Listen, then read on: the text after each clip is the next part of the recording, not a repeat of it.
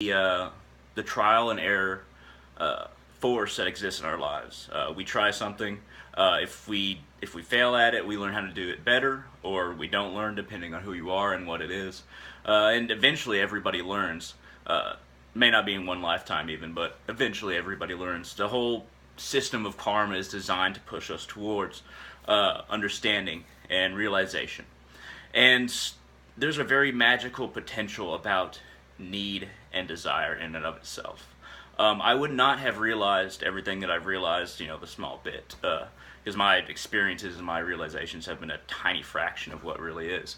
But all that I have done magically, all the endeavors I've tried to use in my favor, all the different forms of spirituality that I look into, that I research, that I learn from, all the all the efforts I've made in my life, and how I've learned to define my life as existing so that I can help other people. And I'm still working on it. I'm by no means a master, but all of these things have been created by need and desire. Now, I don't need everything that I want, but need and want create the same potential for future progress, for future understandings, and for future activities that we simply wouldn't take up, that we simply wouldn't learn if we didn't need and want things. And it's a very simple idea, but what made me realize this is a few different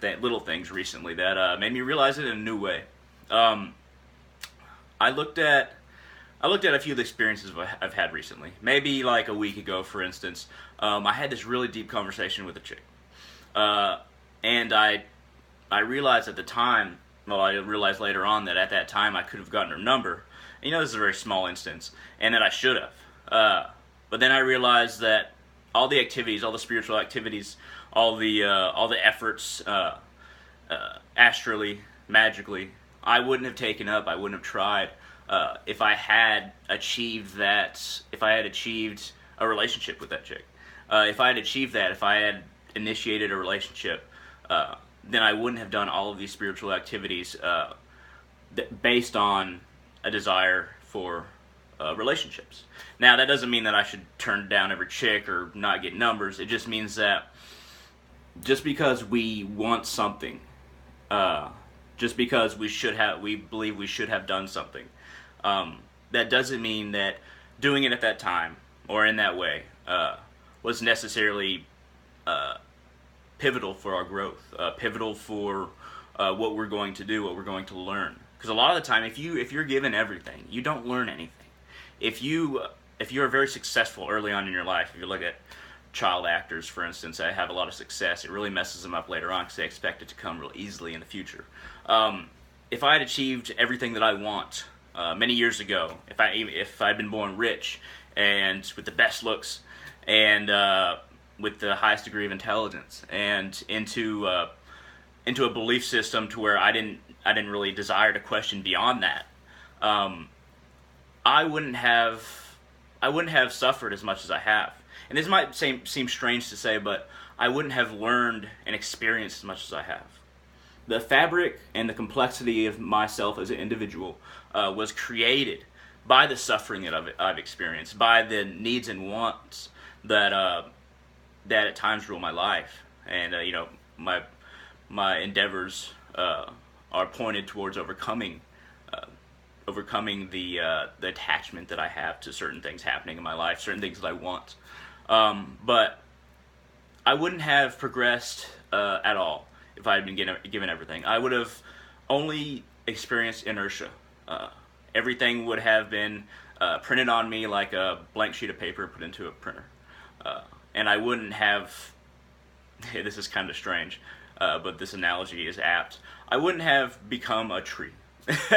Like, how does a dead piece of paper that was a tree become a tree again? I think when it comes to humans, this analogy does apply. Because that which is dead and printed on, it'll grow and become a person.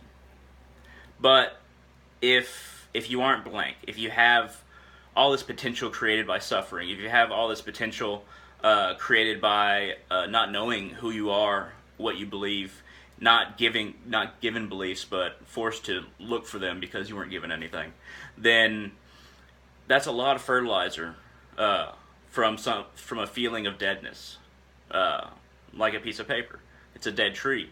But since I wasn't a blank piece, there was a lot of fertilizer, a lot of different sinews in the piece of paper that I found myself with at the beginning of my life, and I've created a canvas, a work of art out of it. I wasn't just printed on; I created a work of art, and more dimensionally interesting work of art. Now, it's not completed work of art. It's not completed even maybe in one lifetime, but many lifetimes. But if you want to view it as a work of art that is your life being complete at the end of one lifetime, that's fine too. But my point is, don't disvalue desire and need and suffering. Don't hate them, no matter how much they hurt you. Use them. Use desire and need, and understand properly, through the right perspective, the necessity of suffering. And I've been going through a lot of hard realizations recently, and I felt very very insecure as far as the direction of my life. But I've realized that all the suffering and all the questions I have fueled the person that I am and made me greater. And that's all I really got to say for right now, but thank you very much for watching, and y'all have a great day.